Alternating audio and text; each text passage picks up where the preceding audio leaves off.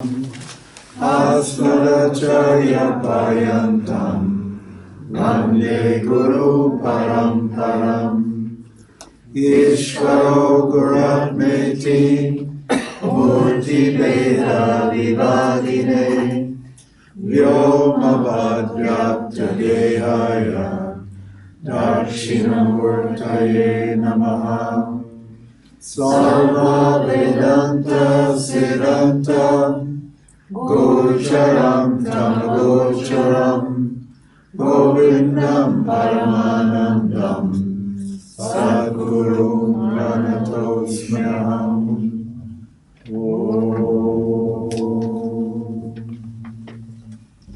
Sri Krishna, Govinda, Narada.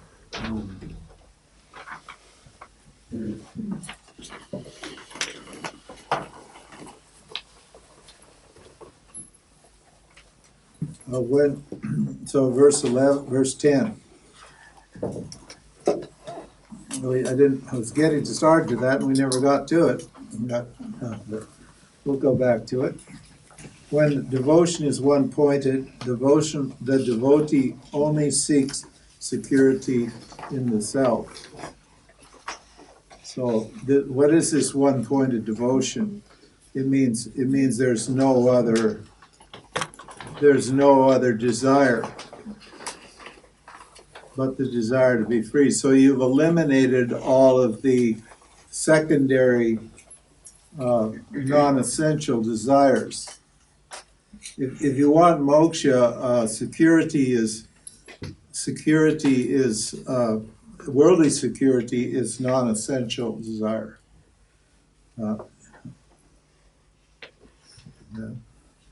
And relationships, emotional security in a relationship, that's non-essential for mumukshu.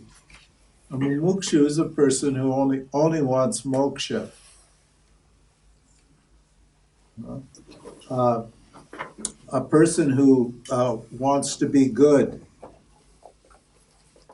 Wanting to be good is a non-essential. I want to be free from the idea that I'm bad. Understand? Wanting to be recognized. You want your 15 minutes of fame? Huh? Wearing purple hair and tattooing your face and looking like a primitive savage from the jungle and walking around the urban areas. That may get people to pay attention to you for 2 seconds, but that's a non-essential need. Understand? Wanting to be noticed or recognized or whatever, that's non-essential.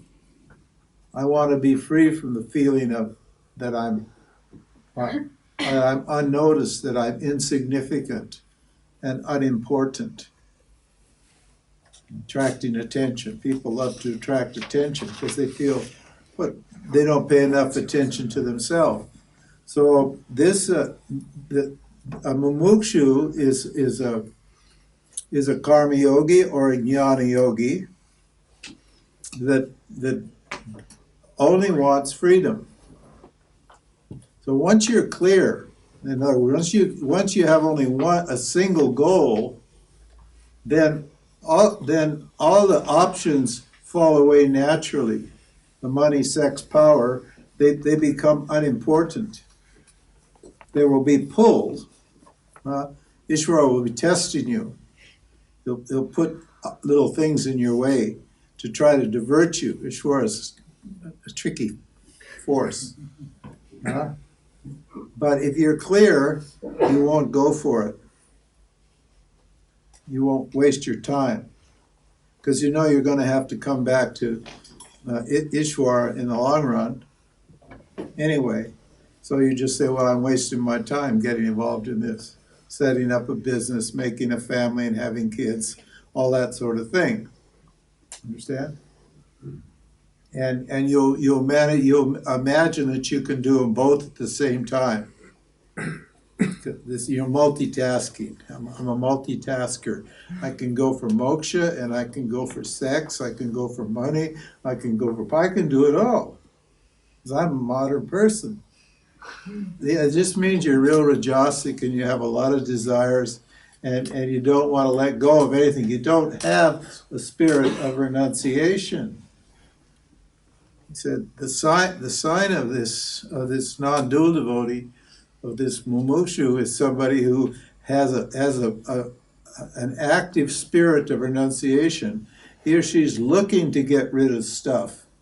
He's not holding on to stuff and grudgingly letting things go. He's looking for things to throw out because he or she doesn't want his or her life cluttered with a lot of secondary, non-essential priorities. He's only got one priority. And if you're just totally focused on that, no matter what happens, nothing will pull you away from it. It's amazing. Ishvara, well, that's a total dedication to Ishvara. And Ishvara will keep you on the path. Ishvara will keep moving you right along. And it'll be easy to let go of stuff because you know what you really want. You don't go for security because you want freedom. You think you do. You think that money or a good job will give you freedom. Freedom from what? You'll only be freedom from insecurity. But then a whole bunch of other problems will come up, won't they? Isn't that what happens when you get money in the bank? So, say, look at Jeff Bezos. He's worth 150 billion, right? So, and I read a statement by him, an article by him, that says that he lives 10 years ahead. Huh? He's planned his life 10 years ahead because he's got 150 billion. Well, he's got 130 billion now because he gave 30 billion to 35 billion to his wife. So, because he had to get a new wife. He needed a new wife, so he gave her 37 billion. He made her the fourth richest woman in the world, or person in the world, giving her 35 billion now. And he's living 10 years ahead. He's secure. He knows with 100, he can't, for 10 years he can at least, at his level of lifestyle, he could spend 150 billion and still be okay. And of course there'll be many more billions coming in, so he could probably live longer than that. So he's, think about it. These people, it says here, what do? When you know what you want, when you know you want freedom, then your only security, you know that the only source of security is yourself. You don't want to depend upon objects, because objects are like crutches. Huh? They're unreliable. Huh? Isn't it? Hanging on to another person? You want another person? Do you want to lean on another person to keep yourself emotionally happy? You want to depend upon a person? They're nice and fickle. Huh? Money comes and goes, and another person's going to be what? Their affections will change. And you want to depend upon that, and you expect them to deliver happiness consistently and steadily every single day of your life till death do us part? You think that's how it works? Well, maybe it does, and maybe it doesn't. I don't know. But if you seek only security in the Lord, then you're good. And the Lord knows that. The Lord is going to take care of you. Krishna says in the Gita, because this is a problem the spiritual people have. They say, well, if I go for God, then who's going to take care of who's going to pay the rent? Right? That's the doubt. So I have to keep one foot in the world, and then I have to pursue my spirituality then. You know, at the same time, I have to go for moksha, but I've got to, you know, tether my camel, tie up my cow so it doesn't run away. But Krishna says in the Gita says, it says, with a heart that knows no otherness. In other words, with the understanding that that this is a non-dual reality, that everything's benign, that everything's looking at, that Ishvara, or the world, is looking after me. With that understanding, with a heart that knows no otherness, keep your mind on me alone, meaning on yourself alone. And then what does he say? And I will take care of your getting and your keeping.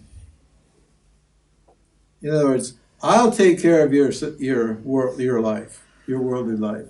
You don't worry about that. You just look after me, and I'll look after you there. And that happens to be a contract. If you trust the Lord will take care of you. Everything you need to. You'll always have a place to sleep and food to eat and clothing your body, and it'll be a very interesting life for sure. Because Ishvara doesn't have the same kind of bourgeois sensibilities that we do.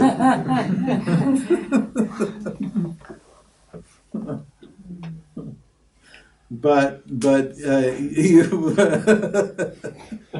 we're so attached to our warm little fuzzy beds and our little rituals and routines that we're just cut in this little warm, fuzzy middle class cocoon,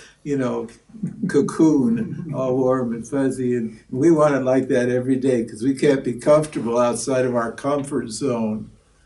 But Ishvara will take you outside of your comfort zone, and that's very good because you learn to what? Be secure and happy, knowing that you're looked after by the Lord, and you're grateful for whatever the Lord gives you. And that develops this tremendous strength, this tremendous bhakti, and feeds your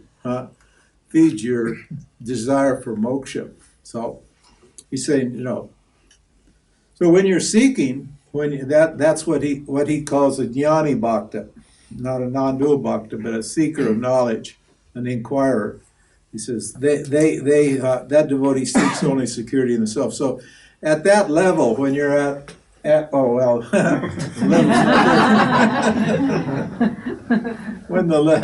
level, then that's your duty. That's your dharma. Your dharma is not to seek security in externals, in non-essentials, but to seek security. In other words, only seek security in yourself.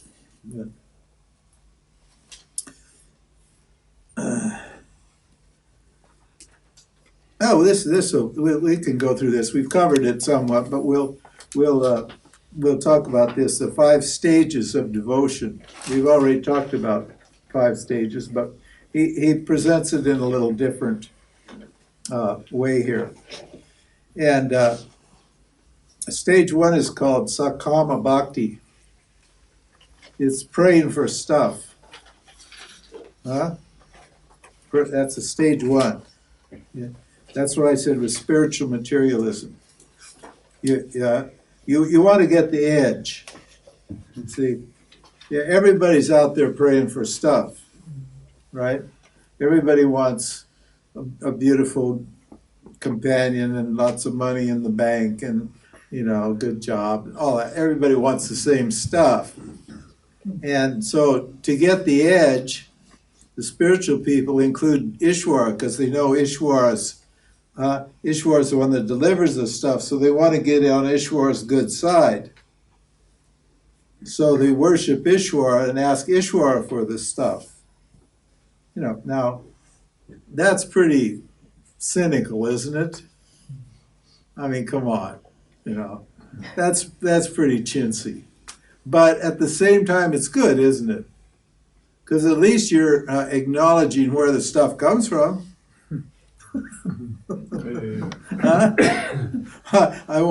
You don't want Ishvara there. You want Ishvara's stuff. That's kind of insulting, isn't it? I marry you because you have a big house. Right? I love you a lot. Of course, I wouldn't love you as much if you didn't have a big house and I can live for free. But I do love you a lot. Huh? Huh? So that's called Sakama Bhakti. That's Bhakti, or devotion to Ishvara, with desires. I'm going to keep my desires, and I'm going to love Ishvara. So have your cake and eat it too. And then there's stage 2. It's called Nishkama Bhakti. I have a in the subtitle, a subtopic, I call it a breeding ground for saints. You want to be a saint? Want to be a saint? You feel like you're a sinner? You'd like to be a saint? Well, this is how you get to be a saint, okay? Anybody here want to be a saint? Have everybody think you're so good and holy and pure and, You want that? Well, this is how you do it, okay? What do? You stand up to your desires. You prove to the world what? That you don't need sex, money, power. You're too pure. You're too good. Why? Because you resist them.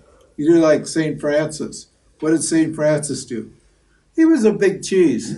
He could have slept in a feather bed. Huh? He could have had a feather bed. I went to his ashram there in Assisi. You know what he slept on? A rock. Have you seen that rock? Yeah. Like, oh, Jesus Christ, what's wrong with you, fella? You know? Well, what's he doing? He's doing penance. He's at self-abnegation. He's standing up to his need for comfort and luxury and convenience, and he's proving that he's a real devotee of God. He's doing it all for God. You give up sex. You're celibate? Oh, unbelievable. Wow. That's really holy. How could you give up sex? Sex is the greatest, most wonderful thing that ever happened. That's how worldly people think. They think sex is the highest high.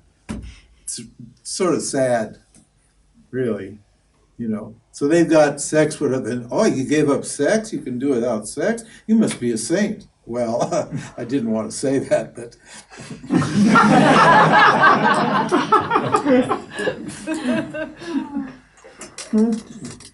So in the second stage of bhakti, that's karma yoga. This is what do? You pray to Ishvara, not for Ishvara's stuff, mind you. You're not interested in the stuff. You're better than that. You're better than those worldly materialists who are big in Ishvara for stuff. What do? You pray to Ishvara for the desire to resist the strength to resist your desires. Because oh, you're a strong, brave person. You see, I mean, not really. Ho, ho, ho. Ho, ho, ho. See the vanity that comes from, But it's a good thing. Because if you can stand up to your desires, then what? Then you're halfway there. Understand? We all want to have our cake and eat it too, right? That's the jivas. That's the Osho deal. Remember Osho? How do you remember? How many of you guys know Osho? Oh, not so many. Not so well. Not personal, but I was in Buddha. Yeah, you were there. You were Zorba the Buddha, right? Yeah. Osho was a teacher that said that you could be Zorba the Buddha. You know Zorba? You know who Zorba was? Zorba was a fictional character in a novel by Nikos Kazantzakis called Zorba the Greek. And Zorba was the original party animal. Zorba, he was the number one party animal, man. He indulged his desires, believe me, and he went at it just like with total gusto. And of course, he was always so emotional and screwed up and depressed. But Osho said, if you want to get God, then you get to be Zorba the Buddha. What? Because the Buddha was just the opposite, right? The Buddha was a renunciate. The Buddha, he denied the flesh. He did the most. He was a penitent. So Osho said, no. You gotta do both. You get to be Zorba and the Buddha. So of course, the Zorba part loved the idea of being a Buddha, right? Because the Buddha idea justified all of its sensuous impulses. That was all.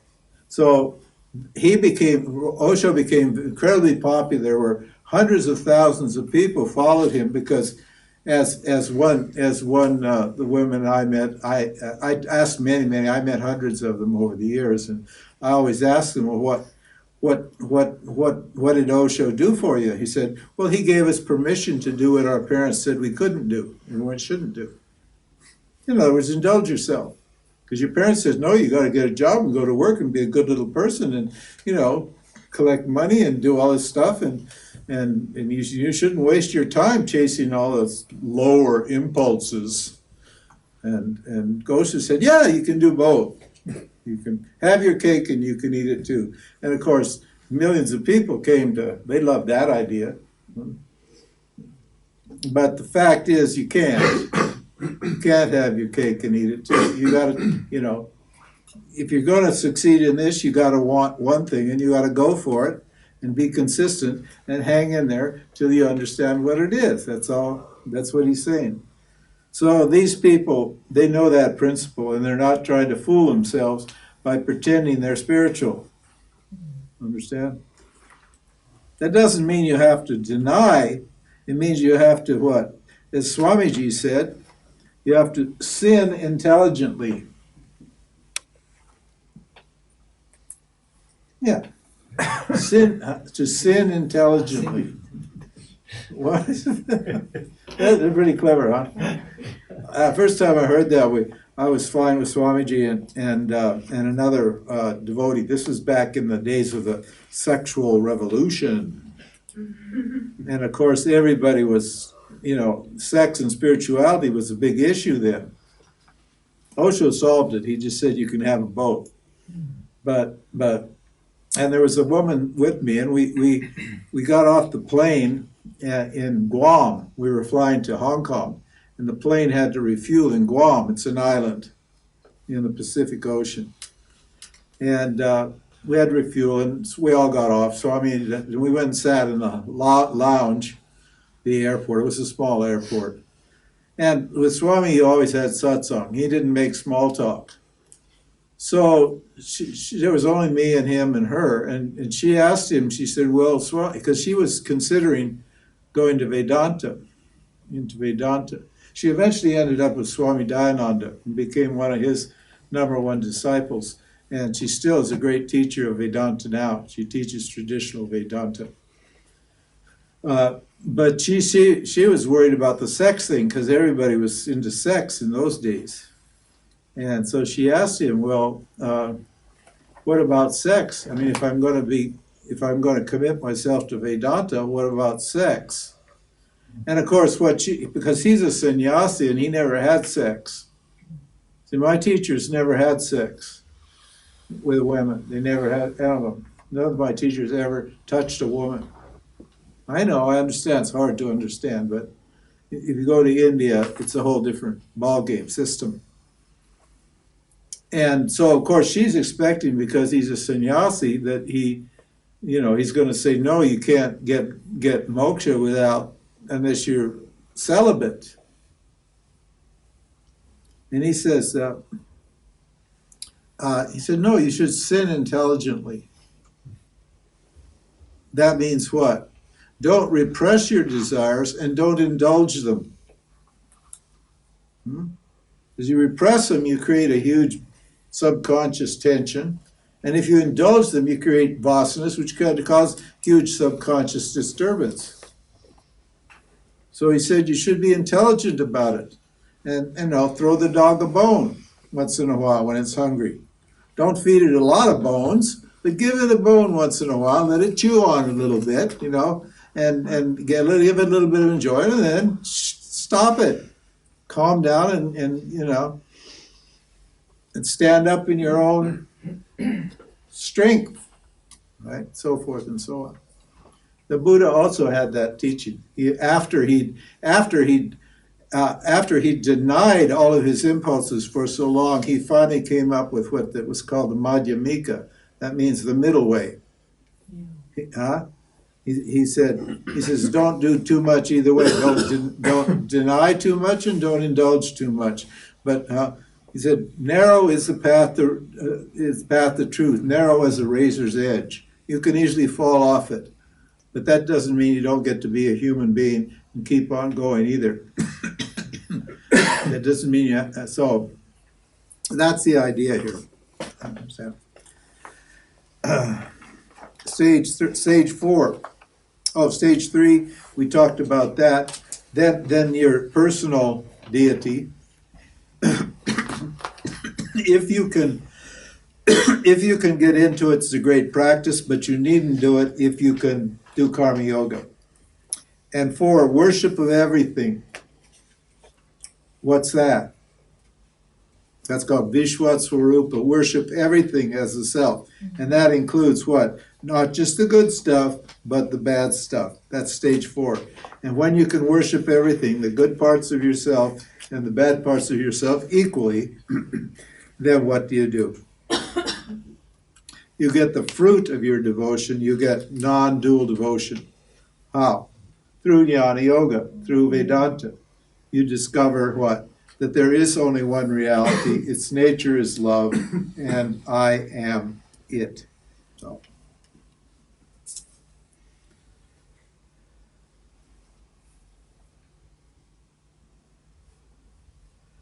Evolution of devotional knowledge. First stage, God in one form, that's the personal God. God in many forms, right? The world. And 3, an imperceptible but immediately known God. That's called aparoksha Isvara. That means myself. So that's the stage. Very nice. We haven't time to do every single verse in the whole thing, obviously. We've only got a few days. What day is today? Tuesday. Is this Tuesday already? Oh my God.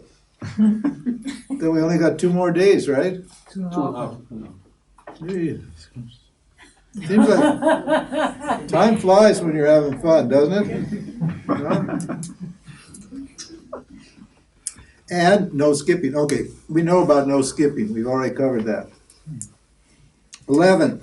1 second. Are this 5 stages linear, or are the 5 stages non-linear? Like, do they go from 1 to 5, or do they also do some back and forth? And Yeah, you can go back and forth, but yeah, it tends to be linear. But if at any stage you're having a problem, then it means you haven't resolved the preceding stage. Because the stages follow normally. Understand? You can practice karma yoga and jnana yoga together. I said this earlier. Huh? But how? And in the first and second stages of karma yoga, well, how do you practice karma yoga and jnana yoga? One, you study the scripture. Huh? You develop your intellect, your knowledge base. You understand what Satyamiti is and how the world's created and all that sort of thing. Huh? And at the same time, you work on your emotions with karma yoga. the values are a good combination of both. What? Values are a good combination of both. Yeah, well, we're going to get to the values. That's one thing I want to get to here. I'm kind of, because in here, jnana yoga is an analysis, is not just what? Is not just, oh, it's the wrong chart. Is not just Shravana, Manana, and Nididhyasana, in other words, hearing, reflecting, and assimilating, but it's what? It's knowledge of values. You have to make a fearless moral inventory in Jnana-Yoga. Do you get that from any of the teachers? Modern teachers? No, you don't, do you? No. Because there's only certain values that are conducive to moksha, and there are certain values that are definitely not conducive to moksha. And maybe not all of your values that are conducive to moksha are completely assimilated. Maybe they're only partially assimilated. Understand? So, So I'm going to have to go make a list of I have to expose my values by looking at them in terms of this list and determining what my values actually are. Because if I just ask you, are you going for moksha? Everybody's going to raise their hand. Yeah, I'm going for moksha, you bet. Yay, Ramji, that's why I'm here. I came to get moksha. Right? Okay, well, let's talk about your values then. Let's see what your values are. And as soon as we start to get into your values, we discover there's a lot of there's values for things, a lot of things other than moksha. There's values for things that are what? We're going to disqualify you from moksha. So I've got to make a fearless moral inventory. Part of Jnana-Yoga is what? Looking at my values. And we'll list them. In fact, there's a great little book by Swami Dayananda. It's called The Value of Values. It's based upon the values that are listed in the Gita. In other words, he unfolded it. And I have enumerated those values in a slightly different language, giving him full credit for, and actually just copied a bunch of his words and quoted him extensively in both this book and the Yoga of the Three Energies. If you put those two together, all the values are there. And I've got a friend now we're about to publish his Gita, which is Bhagavad Gita commentaries, Rory Mackay. He's one of our teachers. And he's now putting together a book called The Value of Values that include both the values in here and the values in the Yoga of Three Energies. So you'll get a really, clear, simple, modern, straightforward list of all those values and the discrimination of those values. Because you're going to have to go through it. There's a lot more to it than just this doctrine that we're teaching here. There's a lot of sadhana. You're going to see. We're just getting into the sadhana here. Pretty soon he's going to tell you how do you practice bhakti? How do you practice yoga? Bhakti yoga. How do you practice the yoga of love? He's going to tell you here shortly. That's why I was lamenting. Oh, we only got 2 more days? We're going to have to step it up. Should we have a midnight session? Sure. Outside, full moon. Huh? Full moon? Yeah, full moon Full session. moon party. The value of values. And so what? Now, a one-pointed devotee, a person who's only wants moksha, it says what? Devotees with one-pointed devotion, this is verse 11, devotees with one-pointed devotion perform, what do? They perform only worldly and religious duties that are in harmony with Dharma. So this is the values topic, isn't it? Huh? Dharma is following values, having the right values. Understand?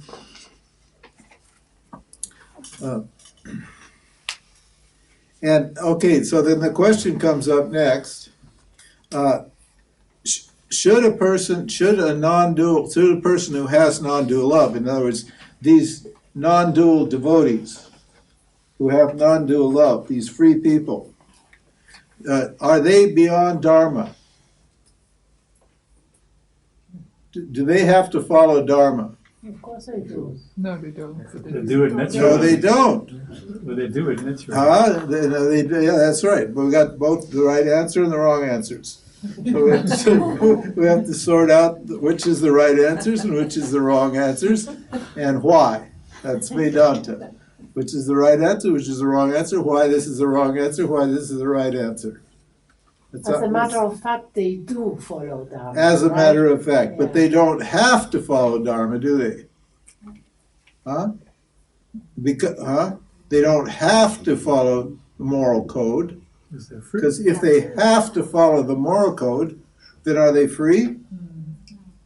No, they're not free, are they? Free means you don't have to do anything. Free means you can do this or you can do that. Free means you can break Dharma. Now, this is a really big problem in the modern spiritual world, isn't it? This is your crazy wisdom gurus. Does anybody know about them? Huh? Oh, good. Well, I won't even tell you what they are then. You guys are so innocent. They're out of, Huh? they're out of fashion. The crazy wisdom. Thank God they're out of fashion. The 80s and the 90s. Yeah, the 80s and the 90s. Yeah, crazy wisdom gurus, they're basic. This is what they said. They said, because I'm free to do the wrong thing. And of course, it was always like, steal your money and have sex with you. That was the extent of their imagination. They just had the most ordinary pedestrian vasanas that everybody has. Sex and money. Come on, come up with something a little more interesting, please. But you only want sex and you only want money? Where's your imagination? There's got to be something better than that. Huh? So this was their argument, because I'm free, and so they abused and used all kinds of people, and they convinced the people that it was good for them that they be used and abused by the guru, because it was setting them free of their bourgeois attachment to values. That's called crazy wisdom. Yeah, it's crazy. It's not wisdom, and it's crazy. It's totally self-serving, self-centered ignorance is what it is. So why does an enlightened person follow Dharma? Well, why not? If you're free to follow Dharma, and this is the reason they do. One is to protect society. In other words, to serve society, because a moral Dharma, that's a problem we're having right now in America, isn't it? The big issue with President Trump is his lack of morality. He's actually not doing anything. It's actually technically illegal. Actually, but he's an adharmi. He's breaking he's just a very immoral person. He has no sense of morality. And he's not a good role model for society. So they find now that the kids in school are bullies. The bullies in school getting more and more, and they're bullying more and more. Because the president bully. They see the president pushing people around and insulting people, and so they think, well, that's okay to do because he's the president. If the president can beat up people and push people around and say nasty things, I can do that. So, so if a person is an enlightened person, what they do, they protect society. They inculcate, they model. Krishna said to Arjuna in the Gita, you're a role model. These are role models, these people. And what do? They serve the higher values in society, and that makes a cohesive society and a happy society where everybody's practicing Dharma. So they definitely follow the rules. And why? Because, here's the reason, because they have nothing to gain by breaking them. Now, a person who says, I break the rules, what? And I have nothing to gain, then if you have nothing to gain by following the rules, you also have nothing to gain by breaking them, do you? So why are you breaking the rules then? Since following the rules is what? Much easier than breaking the rules. So then what's in the second region? The second reason. For the protection of their of the scripture. You have such what is it? Why would you protect the scripture? Because the scripture is the thing that what? That sets you free. And that's the greatest benefit to people. And so if a person's a scripturalist teaching this and they're what? And they're cutting corners, they're lying and cheating and stealing and injuring people in the name of God, you're going to give God a bad name, aren't you? That's the problem being a guru these days. Because there's so many bad gurus out there that people assume that every guru is a bad guru, particularly Vedic people like me. Huh? But look at, I mean, I could tell you the whole list of all these yogis that have fallen down. God, it's amazing. I should really write a book about it. It's just an endless list. Not just big ones, but lots of small ones too. And the third is to prevent yourself from falling. Now, not that you can fall, but your life becomes corrupted. And your jiva becomes what? Oh yeah, you know you're the self, but your jiva becomes what? Corrupted. Your vasanas return and you just act out your vasanas. Huh? On this point, I really don't understand. If you really got it, you know that the other is you. So there is no way of cheating, ripping, misusing, abuse, anything. So either one has understood, and then you have understood that the other is you, everything is you. Yeah. So there is no space for this behavior, I see. Well, if your knowledge is firm. Yeah. But then you have to live that from then on. Yeah. You can't say my knowledge is firm and therefore I'm free, I don't have to do anything. Because if you don't keep following Dharma, you'll lose your Dharma samskara, and then you'll revert to what? You'll revert to the old samskaras. And you'll just keep, That's the point. So you keep living a moral life. You don't have to live a moral life. It's not going to take away your self-knowledge. It's going to take away your dignity as a person. It's going to take away, it's going to ruin God's reputation and the scripture's reputation. And it's going to personally ruin your reputation. Where are these people now? They're humiliated. What about Swami Satchidananda? He was such a noble, beautiful man. He dies a miserable old man, kicked out of his own ashram, started one of the biggest yoga centers in the world. Beautiful man. The same old story. The ladies.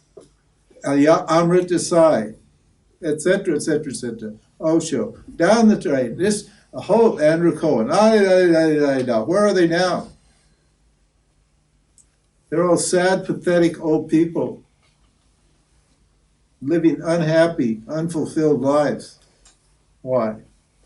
Because they didn't live up to who they were. They didn't. Every single day you got to do the right thing. You don't just get to claim you're enlightened and then just do whatever you want. Understand? That's a free person. Because your enlightenment's not just for you, is it? Why do you think that your moksha, your enlightenment happens, assuming that it's a happening, when it does? What, Because you can be completely qualified. You can have a completely qualified teacher. You can have an impersonal means of knowledge. You have all the circumstances right, and it can take you 10 years or 15 years to get moksha. Why? Because your moksha is part of Ishvara's plan for what? For the world. And you will only be given, you will only understand this teaching when it's appropriate for the world to hear to see you, to hear you, to hear this teaching from you. You're being groomed by Isvara to perpetuate the tradition. And that all depends upon what? On the circumstances, your circumstances and the culture or the society in which you live. So the fourth factor is always God's grace or Isvara's will for this final assimilation of the knowledge. Understand? So is your enlightenment just for you, or is it for the whole world? It's for everybody you come in contact with. Isvara is not just, And if you're still selfish, if you're still self-centered, it's not going to work. Isvara is going to withhold it, because Isvara wants pure people, pure-minded, holy people, to keep the scripture clean, to uplift the societies, to save the world, to keep the world what? On the right path. Look where the world's going now. Look at if you if you study what's going on now, the whole world's getting more and more corrupt. The President of the United States and many of his people deny that global warming. They deny the pollution of the thing. Trump is taking off what? What's he doing? He's taking off the restrictions on automobiles, on internal combustion engines, even washing machines. He wants to remove the European-style washers that use a lot less energy and waste a lot less water, and get back the old American ones that used a lot of electricity and a lot of water and clean your clothes in 30 minutes. He's trying to undo all of the environmental regulations that have been put in over the years. That's a demon. You want that kind of person running, in charge of? You can see where the world's going, and he's supported by 60 million people support him fanatically. It's like Ravana or Duryodhana or one of those people. He's like a Ravana. It's all a moral issue. So you understand, that an enlightened person is what? It is, and you're so grateful to Isvara that you follow Isvara's laws. What? Because Isvara gave you that moksha. And he gave us Donald Trump. Pardon? He gave us Donald Trump. Yeah, and at the same time he gave us Donald Trump. Wow. Must What a have a world. reason. Otherwise, there shouldn't be moksha. What? What? Yeah, because enlightened persons are there for Trump. Pardon? Enlightened persons are also there for Trump, she says. Yeah, otherwise, for what? Enlightened persons are there for Trump? Yeah, because there is hope that maybe one day Trump will be changed because of enlightened persons. Yeah, that's true. She's saying because of the enlightened people making a contribution, Yeah. they could make a change. Well, that's what's happening, isn't it? Because Dharma generates Dharma. But you want to be on this, But this is a Dharma Shastra. This is a scripture on Dharma.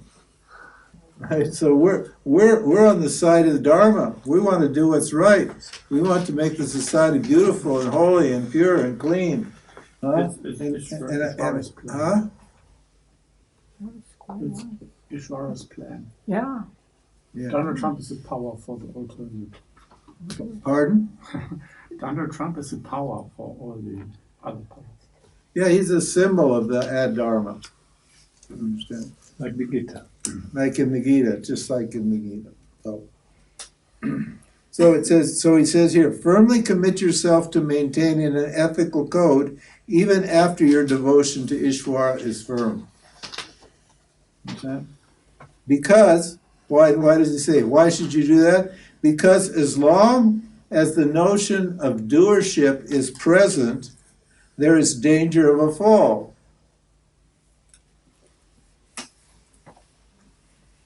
See, when you realize yourself, if you say, I realize that I'm the self, you say, I'm a self-realized person, when you say that. Now, what does that mean? What does that mean? Duality. That's why. Duality, yeah. That's why. Huh? Duality. That means there's still a doer, isn't there? There's the one who realized, that's a doer. He's claiming, he's saying, I realize the self, I am the self. So the notion of duality is still there, isn't it? Huh? Now, that's called the fifth stage of realization, is I am the self. There's 7 stages of realization. The fifth stage is what? I am the self. This fourth stage is there is a self. And the fifth stage is I am the self. So usually you hear about the self, and then you want to know what it is and experience it. And then you get into the spiritual world, and then you realize I am the self. So that's the fifth stage. And you say, I'm self-realized. But you're still duality, there's still the doer there. Now, what does the doer do after he's realized the self? This is the question. Huh? He what? Sadhana. Yeah, he does sadhana. Sadhana. You realize I'm the self, and the self is free. Okay, so I'm not free to do sadhana. I'm free to not do sadhana. I'm free to what? To follow Dharma. Right? If you're free, if you know you're the self, then you're free. This is what they're doing at that stage, the crazy wisdom people. Well, they shouldn't be doing that because the doer's still there, huh? And moksha is the 7th stage, which is what? The elimination of the doer. The notion that I'm a doer. So as if the doer survives self-realization, and it won't survive if you're totally qualified, because then when you realize the self, you'll immediately gain perfect satisfaction, which is actually moksha for the doer. Huh? You understand? Then what happens? You will continue to act as a doer, won't you? Now, what are you supposed to do then? Do anything you want? No, he said, don't do anything you want. Why? Because if you keep doing anything you want, you'll just keep reinforcing the notion that you're a doer, won't you?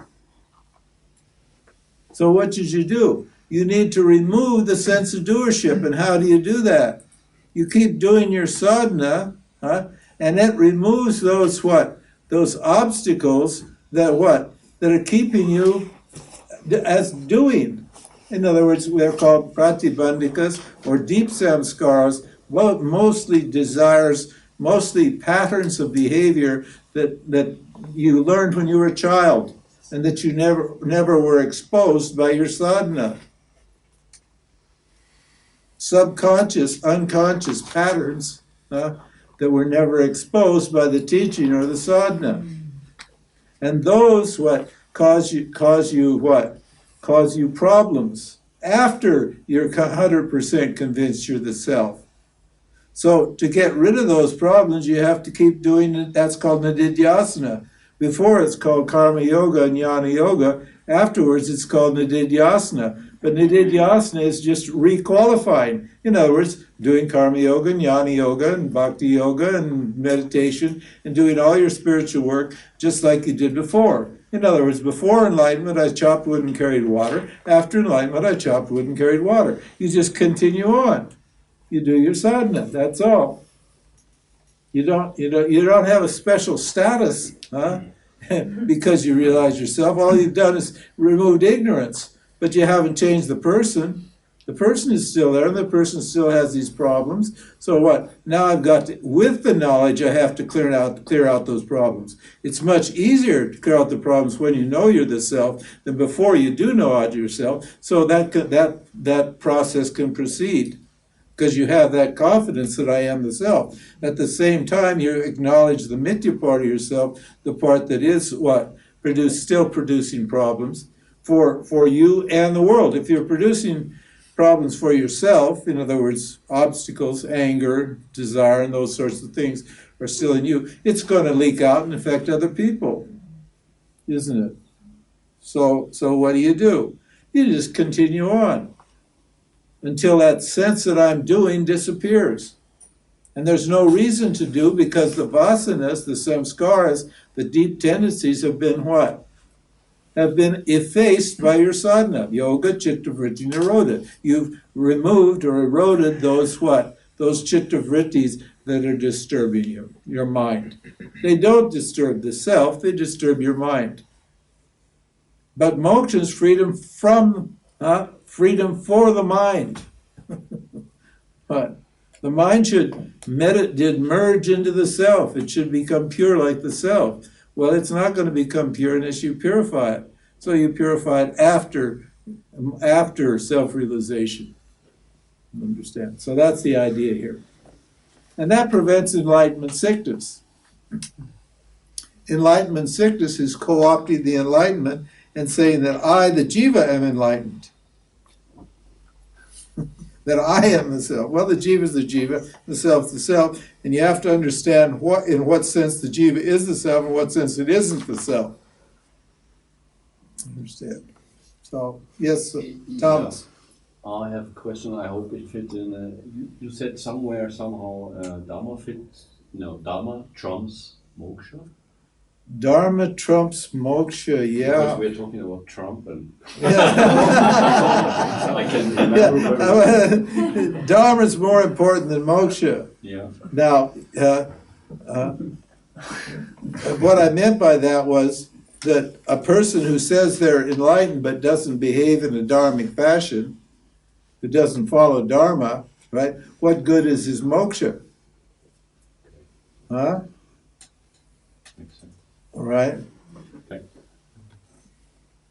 What good is it? A person who behaves like an idiot and then gets enlightened and continues to behave like an idiot, what good does that do? Either him or anybody else. But a person who doesn't know who they are, who lives a moral and upright righteous life, is way superior to a person who says they're enlightened or who knows that they're the self and doesn't live a righteous life.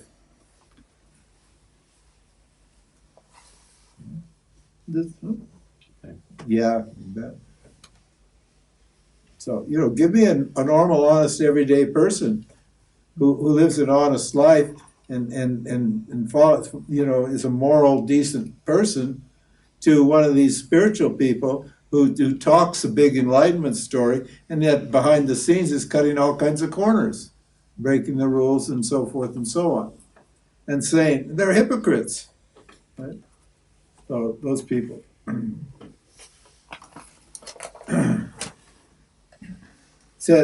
he says, he's talking about these non-dual devotees, these fully self-actualized people. He says, for as long as the body lasts, it means till the day you die. This isn't like a big vacation. It is a vacation, but it's not like a vacation. For as long as the body lasts, one should minimally engage in worldly activities and only perform those actions necessary to sustain the body. These are the sannyasis. You're a sannyasi. You just do the bare minimum to keep your body going, and that's it. You let your karma burn out. Understand? You don't add more karma onto the top.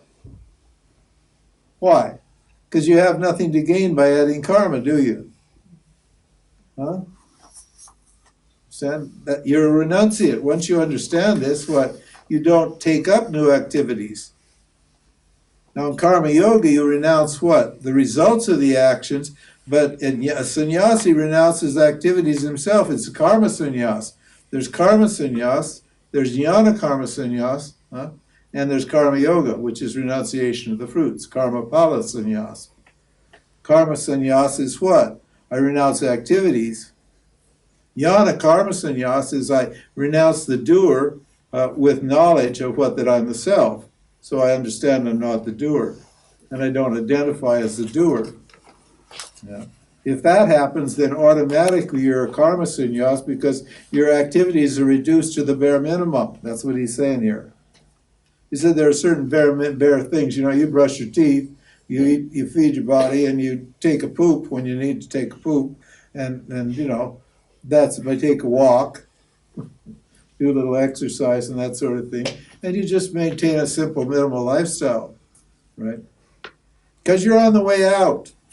Anyway, isn't it so sad to see these guys, still trying to get stuff when they're 60 or 70 or 80 years old, still trying to like get stuff out of the world. I had a friend.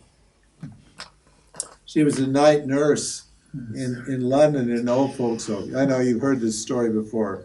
You hate it, right? I don't know. my wife always says, "God, get some new stories, James." I'm so tired of listening to the same stories. Anyway, okay, I won't tell it. Oh, see, No, there's people who don't want to hear it again. Reverse psychology. It's really funny. It's really funny. It's a great story, but I won't do it because I know you shouldn't hear it. You are good. Actually, the repetition is also funny. You want us to beg you, huh? You want us to beg you? Yeah, I do. An enlightened person is like a person with Alzheimer's. Exactly. I can't, it's as funny to me every time I tell it. I had a friend, his wife, his mother had Alzheimer's. He invited me. I guess I know this story. I won't tell that one either. I'm sorry. I tell you a story later. I forgot. You have Alzheimer's. Yes, I don't know it. I forgot what we were talking about. You mentioned sannyasis. You said karma sannyasi and jnana karma sannyasi. Yeah, and? The third time. Huh? You mentioned the third time. Girlfriend. But I was going to tell a story. What was the story? Night nurse. The night nurse story.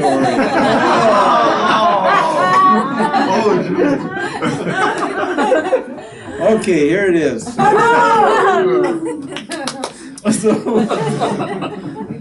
So she's a night nurse, and she's a spiritual woman, and she does a great job because she only has to see that the old dears are in bed and the lights are out, and then basically she doesn't have to do anything. If one of them rings a buzzer or somebody has a bad dream, then she'll get up and make them feel comfortable or something. And one of her jobs, so then she reads the scripture and just enjoys the silence. She likes the job, she gets paid well, and everything's good.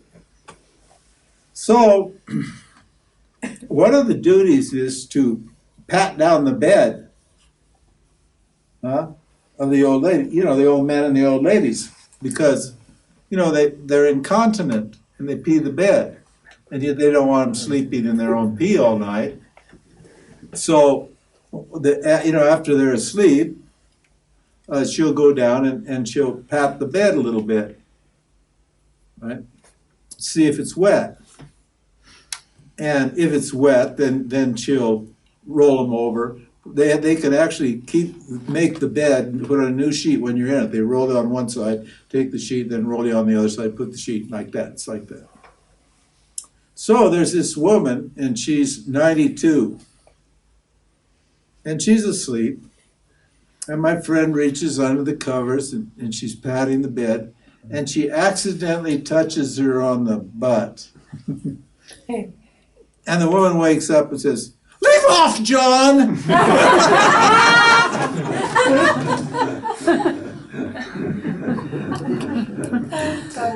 Huh? If you're still interested, if you still have sex in your mind at 92, you're going to be. You know the one about the. You know the rabbit in Arizona? Yes! I won't tell that one.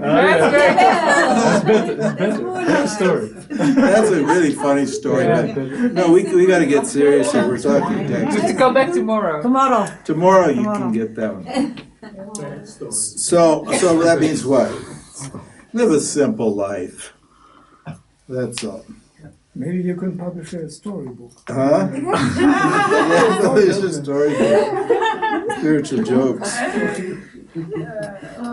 Swami Dayananda published a book about enlightenment laughter. It's published from Swami Oh, really? Dayananda. Yeah. Oh, It's yeah. sold out already. Which Oh, really? Yeah. That's pretty cool. I didn't know about that. yeah. I tried. There's a huge resource there. Yeah. You know. There. Then he talks about the different views about non-dual devotion. He says, verse 13, there are various definitions of the characteristics of devotion due to different points of view. He says, sage Vyasadeva says that it is expressed by the performance of ritual worship. In other words, doing ritual worship, whatever it is, chanting, worship, prayer, kirtan, bhajan, all that sort of thing. Huh? So that's a sign of devotional worship, he says.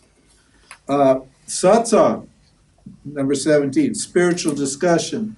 Satsang is an expression of devotion. So we're practicing bhakti here. We're having a discussion about the Lord. The glories of the Lord, what the Lord is, and so forth and so on, how to worship the Lord, and so forth and so on. So this means you guys have bhakti for what? For the Lord. He says. Then what? Shandilya says devotion is perpetual delight in the self. Always being happy with the self. And what? Narada says devotion is expressed by sanctifying all activities and by, in other words, Karma Yoga. So Karma Yoga is you sanctify your activities. What is it? You make your activities pure and holy. How do you do that? You offer them to Isvara. That makes them sacred. You're taking a worldly activity and you're converting it into a sacred activity. By what? By offering it to God. And you do that every day. That's Karma Yoga. Well, every single action is offered in a spirit of devotion to Isvara. Okay? Beautiful, huh? So you don't have to run off to an ashram. You don't have to go to a physical temple, do you? This life itself is the temple, and every action you're doing is what? You're a worshiper, you're a devotee, and you offer to the Lord this action. And then the action becomes pure. It's out of your hands and it's in Ishvara's hands, and the result is good, because whatever result Ishvara gives is good. Because Ishvara is looking after everyone here and everything here. So no problem. As a thief, Huh?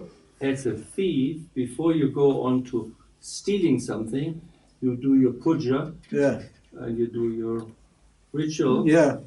and then Then you steal. it is And dedicated you to sanctify it, Ishvara. and the Lord looks after the thief. He helps you not get caught. Or, if you need to get caught, he sends somebody to catch you, and then he puts you in jail, which is good for you. There's another story. I got lots of stories. You guys know I got great stories, but I don't want to, waste your time. It's a good story with the lady who goes to the jail. Yeah, that's a great That's a good story. I was story. going to tell that story. I know So that you tell the too. story. Huh? Yeah, it's a beautiful story. I was in Delhi one time, waiting for a plane back to England, No, but and I was reading the newspaper, and there was an article in the newspaper, and it was very interesting because the government was interviewing women criminals who were in prison, and they wanted to find out why the women were committing crimes in the 9th month of their pregnancy, so and giving birth in jail. And the reason they were irritated because they wanted the women to go to a hospital and pay the doctors. They didn't want the government to have all the expense of having a doctor and the midwife and the nurse and all that stuff there to look after these women and their babies when they're in jail. So they figured that the women were just trying to save money, and it was pissing them off because they had to, you know how criminals are, they always gaming everything. And so they were trying to prevent this from happening. So they interviewed this woman, and this is what the women said. They won't believe this. You won't believe this. They said, no, we're criminals. We can get the money. It's not the problem, really. We just steal it or shoot somebody or kidnap somebody. We'll get the money. Don't worry. It's not the money. They said, well, what is it? They said, well, you see, the thing is, as you know, our parents are criminals. Our grandparents are criminals. Our whole caste is a criminal caste. That's all we do, is we do crime. That's our job. That's our duty. That's our Dharma. And our children are all going to be criminals. For sure. That's what we do. And since our children are going to be criminals, our children are going to spend a lot of time in jail. And because they're going to spend a lot of time in jail, we would like them to be born in jail so they feel comfortable here when they come.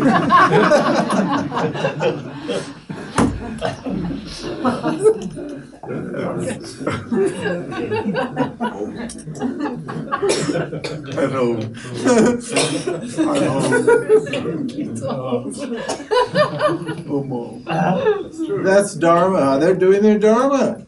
Looking after their babies. Can you, how kind? You see, God's in the criminals too, right? See that? See the kindness, the love for the children is there in the looking after their children. Nice. And then what does he say? Narada says devotion is expressed by sanctifying all activities. We said that. You purify, you turn a worldly activity into a spiritual benefit, into good karma, into punya karma, by what? By offering it to God. You don't have to go do special spiritual activities. You don't have to go to a temple and ring the bell and light a candle and say a prayer. You don't have to do that. You can do that. That's good too. That's fine. You just what? You just change your attitude toward action, and you, instead of thinking of it as for you, you offer it to the Lord. Understand? And then what? Then the karma accrues to the Lord, and whatever comes back to you, you're very grateful for, and you say, oh, the Lord's teaching me a lesson here. If it's bad karma, then you say, oh, that's the Lord's will, and if it's good karma, you say, that's the Lord's grace, but you're happy to get the Lord's grace or the Lord's will. Either way, it doesn't matter, because you're communicating with the Lord that way. You're getting harmonized with the Lord. You're starting to understand what Dharma is, because as we said, Isvara is Dharma Raja, the king of Dharma. You're getting in harmony with the law, with God's law. And you want to be in harmony with God's law. That's the point. God's law supersedes man's law. And what? And what? I love this one. This is the fish out of water. He says, and by what?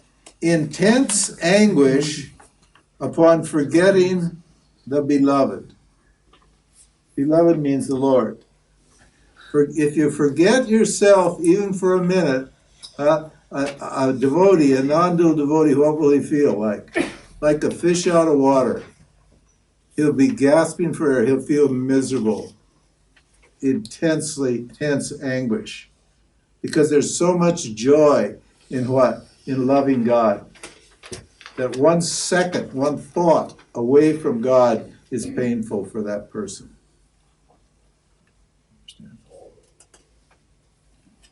Beautiful.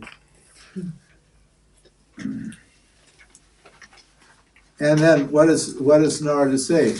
He says, devotion, we're not asked to choose. He says, devotion is correctly described in each of this way.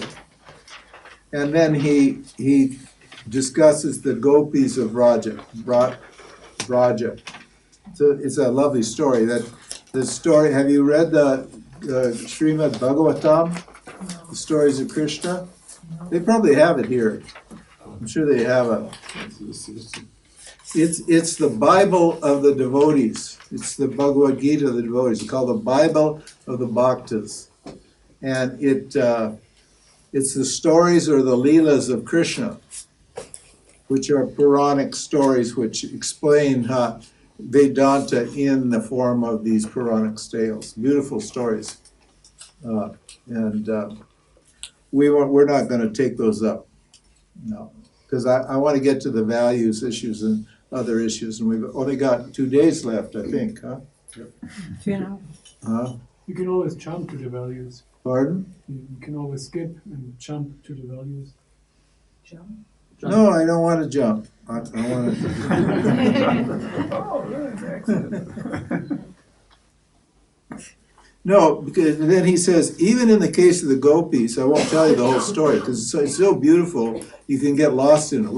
When I was with Swami Abhedananda, well, he shows up here. He was a total non-dual bhakta. He was a great incarnation of one of the great sages from the 16th century. And he was a non-dual bhakta. He was what they call a rebirth yogi. He had been here before, and he reincarnated here as a fully realized person. And he was a great singer, great chanter, and he taught the Srimad Bhagavatam, and it was the most amazing thing. And every day we studied the Srimad Bhagavatam, and we told these stories and what the meaning was of all of these beautiful stories. Mm-hmm. So really, the bhakti yoga is really beautiful. It's really exciting and interesting and entertaining and informative. It's not like Vedanta, which is kind of formal and impersonal. It's very juicy and warm and sexy and entertaining. It's really lovely. But he says, now, even in the case of the gopis, a gopi means what? A gopi means gopi. It's a compound. Go means light, and P means the senses. Pi means the senses. So it means a person who drinks the Lord, drinks consciousness or drinks God through their senses. What does that mean? What's that mean? They drink. You see only God and comes. Yeah. All of the material world they see as God. Your senses are the instruments for what? For experiencing the material world, and they drink God through their senses. They don't drink material through their senses. They drink God through their senses. In other words, they know that the material world is nothing but God also. They have no distinction between spirit and matter. That's a gopi. That's a fully self-actualized person. And he says, even the gopis, one cannot criticizing them for forgetting the Lord's greatness. Now, there's two kinds of ways to understand this. Love in presence and love in absence. Huh? Now, if you love an object, say your children, and your child dies or gets lost, disappears, you don't know, gets kidnapped, do you still love your child? Yes. If your child kicks you and commits murder, do you still love your child? Yes. Yes. No matter what happens, you love your child, huh? So that means what? You don't need that person there, that person's body there to love them. Unconditional love. It's unconditional love. That's what they're talking about. So what? So even then you can be what? You can be what? You can't criticize them for forgetting. Because they love in the presence and they love in the absence. Understand? You know, when we love somebody, we want them there all the time. And if they're not there all the time, we think, you know, they don't love us, or I can't love somebody who isn't there all the time because I need them all the time. But, their bodies. You think you need their bodies there. Huh? But you don't, it is not their body you love anyway, is it? Is it? Huh? The body's only in the mind, isn't it? Isn't it? Isn't it? So what do you love is the thought of them, isn't it? And does the thought go away when their body's not there? No. You can even reduce it to you love the love, you love love. You love love, yeah, absolutely. Right. And you love them because their nature is love. You don't love them because of their body or their mind, do you? Is that what you love? Well, if you love their body, and if you love a person's body and mind and their qualities, and you're depending upon that for your happiness, you're going to be very disappointed when they're gone, aren't you? When they either physically die or when they're not physically present or when their mind changes. What if their mind changes about you and they don't want to be with you anymore? You stop loving them? No. That's called unconditional love. Understand? Yeah, Kierman. When it says forgetting the Lord's greatness, does that mean that they forgot the Lord's greatness and that he was a cowherd and so they loved him for his appearance? Or what does... No, that should be for forgetting that the Lord is great, i.e. the Lord's the self. Because if you love in absence, it's got to be the self you're loving, doesn't it? Isn't it? If you love the self, you only see the self everywhere. You know there's only the self. That's why the physical world is the self. But objects in the physical world are sometimes present and sometimes absent. Okay. Huh? So your love doesn't change depending upon the nature of the object. The behavior or the presence of object or the absence of the object or the behavior of it. If the kid kicks you, if your son or daughter kicks you, you don't stop loving them. That's a bad little person. You should beat them up and throw them away. I don't love you. You don't got to love me. You have to love your mommy. You must love me. No. They don't even know any better. Do they? They don't love you. They kick you, they don't love you. Isn't it? Kids don't know what pure love is. Really, they have to learn it. Huh? I know, I understand how you feel about it. Oh, they couldn't, they're little innocent guys and stuff. They just love you because they have to love you. They're bastards. Huh? They are terrible. They're little bastards.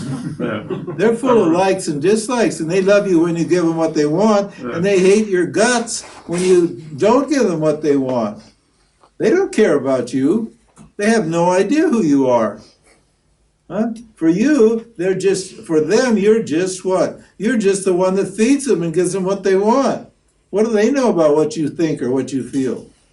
This is why worshiping God as a parent in the sky is a big mistake. We're going to talk about that here. We're going to talk about the love games. The love games. Looking at God as a big father or mother in the sky is not the way to go for moksha. That's totally contrary to the whole concept of moksha.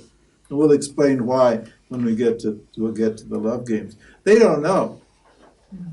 If you worship God as a child, that's suitable for moksha. Understand? In other words, as God as your child. Because parents have understanding and forbearance and discrimination, whereas children have no forbearance and no understanding and no discrimination. They're just little, uncultivated little animals who want what they want, when they want it, the way they want it, and if they don't, they just blow up and become emotional. That's all. And then they come back and they say, I'm sorry, Mommy. They weren't sorry, Mommy. They just wanted something else. They just see the next thing, you know? Yeah, they just see the next thing. So they say, I'm sorry, Mommy, I didn't mean to. Let's have an ice cream. Let's have an ice cream. Yeah. And then Mommy said, it's okay, dear, have an ice cream. You got a mommy here who knows exactly what I'm talking about. I felt so sorry for my parents. Jesus. To get somebody like me, I was a little devil from the day I popped out of the womb. I can't believe I got such good luck with such good parents. It was unbelievable.